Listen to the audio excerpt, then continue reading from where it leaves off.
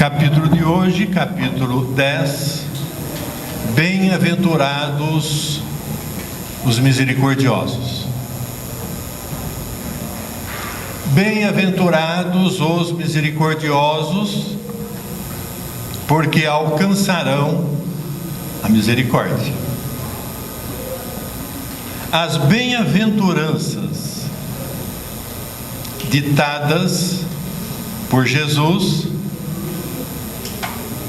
é o mais promissor, o mais consolador código de esperança entregue à humanidade.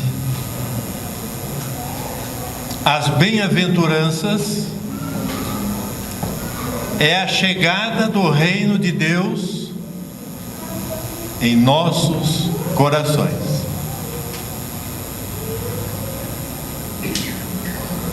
A misericórdia é um sentimento de compaixão pela miséria do outro. E o misericordioso é aquele que, ao sentir a miséria do outro, externa em si os seus sentimentos de acolhimento e fraternidade. O misericordioso, ele tem a bondade expressa em seu coração. E ele a pratica independente do retorno que terá. Um exemplo concreto de misericórdia é o perdão. Perdoai para que o Pai vos perdoe, nos diz Jesus. Tanto o pedir quanto o perdoar exige em nós a força poderosa da humildade. Força poderosa da humildade. E é através dela que combateremos em nós o orgulho e o egoísmo. Reconciliar com os nossos adversários é o que nos pede Jesus. E ele nos diz assim, conforme nos conta Mateus, no capítulo 5, versículo 25 a 26. Ele diz assim: conserta-te sem demora com o teu adversário, enquanto estás a caminho com ele, para que não suceda que ele te entregue ao juiz, e que o juiz te entregue ao seu ministro, e sejas mandado para a cadeia. Em verdade te digo que não sairás de lá enquanto não pagares o último ceitil. É uma linguagem transcendental, uma linguagem espiritual. E procuremos entender palavras de Jesus. O caminho a que se refere é a presente encarnação. a qual devemos aproveitar para conciliar, para corrigir as ofensas ocorridas em nós ou entre nós, enquanto estamos juntos, enquanto estamos encarnados. Conserta-te sem demora, nos pede o Cristo e nos leva a refletir. É algo que nos chama a atenção. Ele não nos diz: conserta-te depois, quando você achar que seja conveniente, quando houver a possibilidade. Não, ele nos diz: conserta-te sem demora. Se a reencarnação é uma oportunidade que Deus nos dá para corrigirmos, para quitarmos os nossos débitos de existências anteriores, por que é que nós nos demoramos tanto? Por que é que nós nos dedicamos tanto a novos atritos terrenos? Pensemos nisso. Sabemos que vamos desencarnar. Isso nós sabemos. Quando? Não sabemos. Estamos na fila. A volta para a pátria espiritual é alguma coisa que vai acontecer, mas não sabemos quando. Portanto, conserta-te sem demora, é o que nos pede o Cristo. O que nem todos sabem é que devemos evitar que as discórdias retornem conosco para a vida espiritual. Caso essas discórdias retornem conosco, inclusas em nossa maleta, em nossa bagagem, nós estaremos sujeitos às aflições dolorosas da nossa consciência, do juiz a que se refere o Cristo, o qual poderá solicitar a justiça divina depois de algum tempo, ou depois de um bom tempo, ou depois de um longo tempo que estivermos em sofrimento doloroso, em função daquilo que nós não conseguimos nos acertar com os nossos adversários. Quando esse ciclo reencarnatório nos será concedido, não são apenas as graves ofensas que deverão ser regularizadas, mas sim todas elas, inclusive aquelas que nós consideramos que sejam pequenas ofensas. O ceitil, como diz Jesus. Porque aquilo que nós consideramos pequenas ofensas podem ser grandes ofensas para o outro. Uma palavra mal colocada, muitas vezes. Uma palavra que sem importância, mas que muitas vezes acaba destruindo um filho, uma filha, uma esposa, um pai.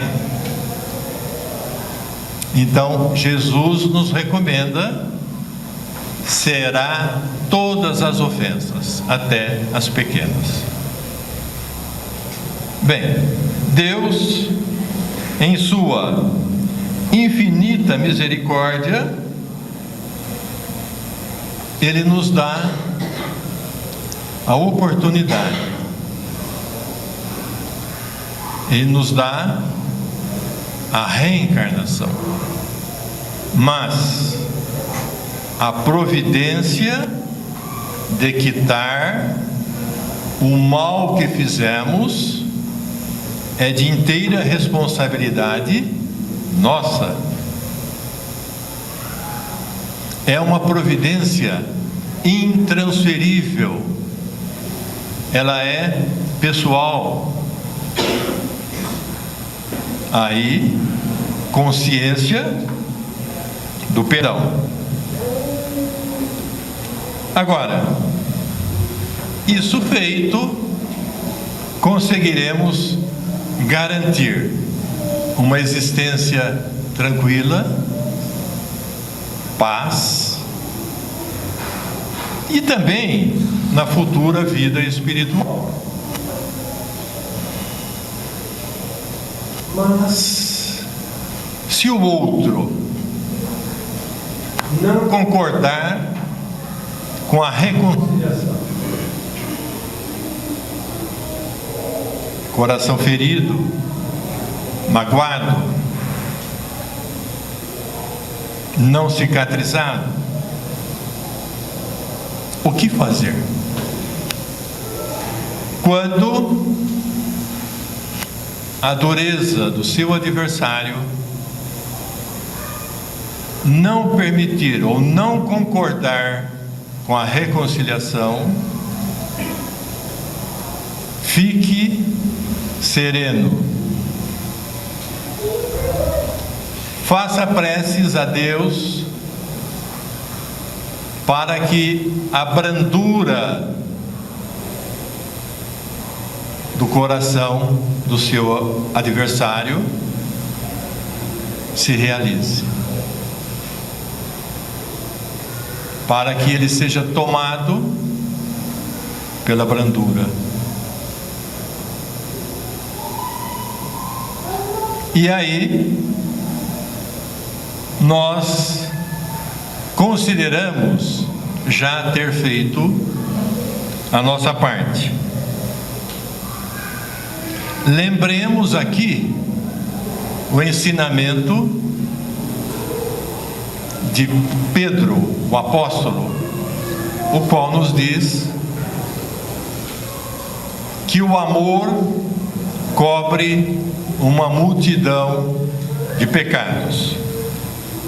Isto é, busquemos sempre ações na benevolência para com tudo e para com todos. Kardec, o codificador, pela sua sensibilidade, ele classificou essa passagem como o sacrifício mais agradável a Deus. O que significa isso? Vamos lá. Os primeiros cristãos herdaram da tradição judaica os sacrifícios materiais. O que seria isso? No templo, animais eram sacrificados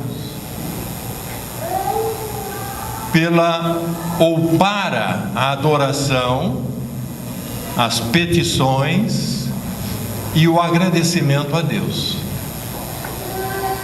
Até então, esses atos, esses costumes, eles eram exclusivamente materiais.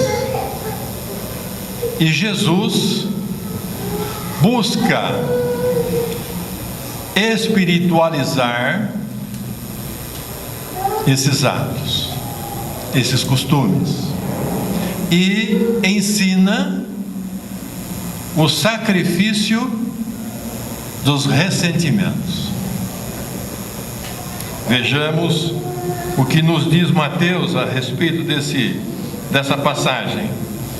Está no capítulo 5, versículo 23, 24. Palavras de Jesus: portanto, se estás fazendo a tua oferta diante do altar, e te lembrar aí que teu irmão tem alguma coisa contra ti, deixa ali a tua oferta diante do altar e vai te reconciliar primeiro com o teu irmão, e depois virás fazer a tua oferta. O Cristo, à época, nos disse: não basta acender velas, não basta fazer as oferendas, não basta orar a Deus, não basta. Primeiro, é necessário que diante do altar da tua consciência você busque curar as dores das ofensas. Busque curar a dor da ofensa. O que é isso? Buscar o perdão. É fácil? Nem sempre. Nem sempre é fácil buscar perdão. Por quê? Deveremos enfrentar em nós dois grandes algozes: o orgulho e o egoísmo. Mas o perdão, com certeza, é o único caminho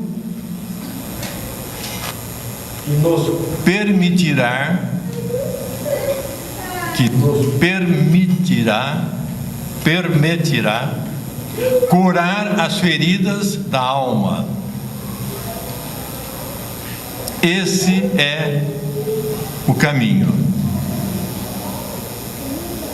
Cicatrizar as feridas da alma, as decepções, as contrariedades, aquele sentimento de tristeza sem fim, muitas vezes vinda de uma violência verbal,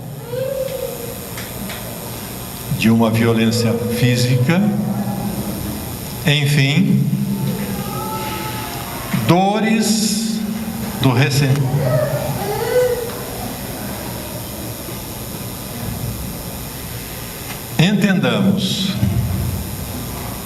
Entendamos. O perdão,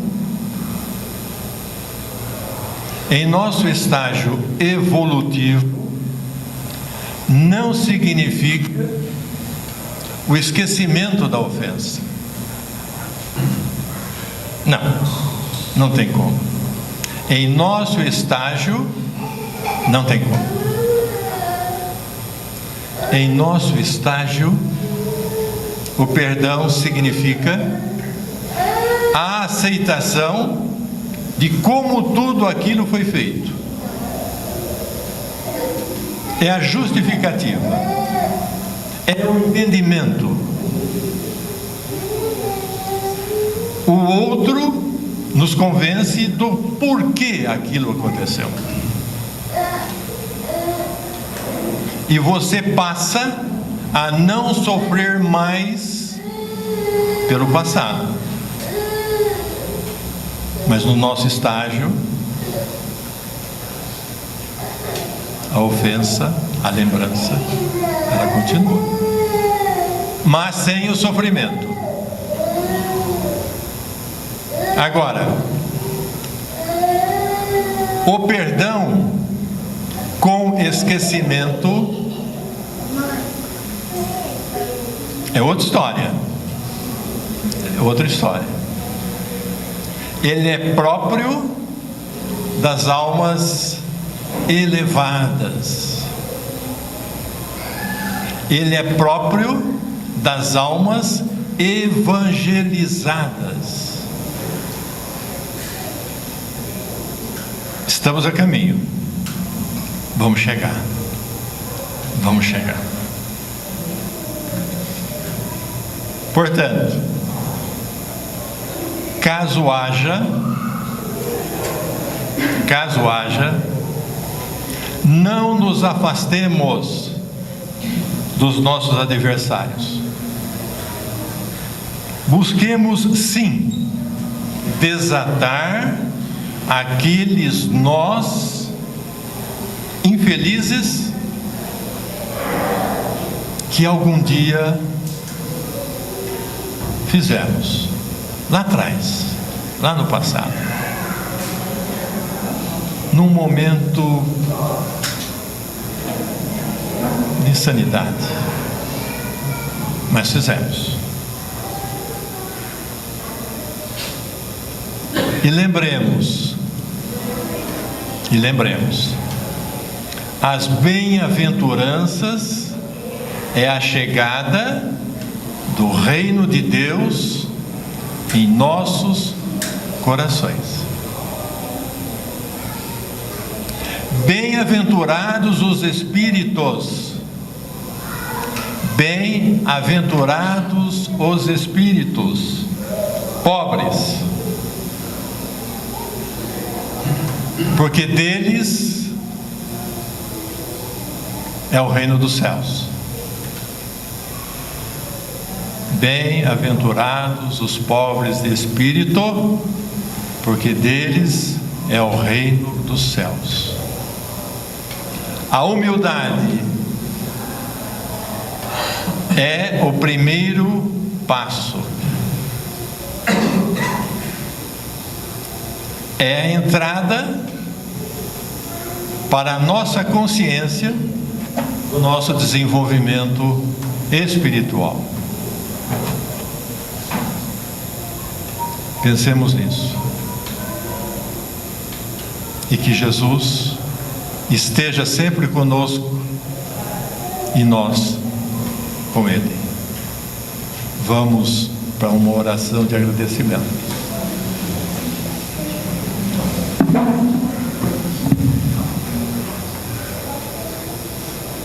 Agradecemos a Deus, nosso Pai, Senhor de todos os instantes, Senhor de todos os lugares. A Ti pedimos a bênção, Pai. E a Jesus, nosso irmão maior, agradecemos eternamente as suas lições, os seus exemplos. Agradecemos também a essa casa, os espíritos benfeitores que aqui trabalham, que nos acolhem, que nos refaz, dos nossos tormentos, das nossas dificuldades. Que assim seja, graças a Deus.